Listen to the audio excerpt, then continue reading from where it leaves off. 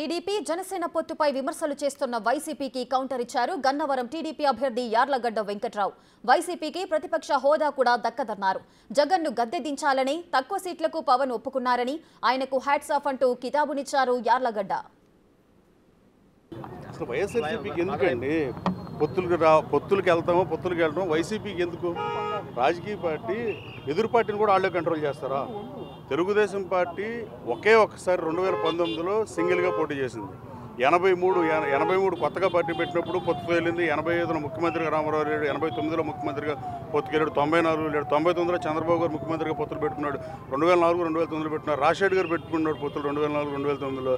వీళ్ళు పనికిమాలిన భాష వాడతారు తప్ప అది కరెక్ట్ కాదనుకున్నారు. అంటే పవన్ కళ్యాణ్ గారు హ్యాట్స్ ఆఫ్.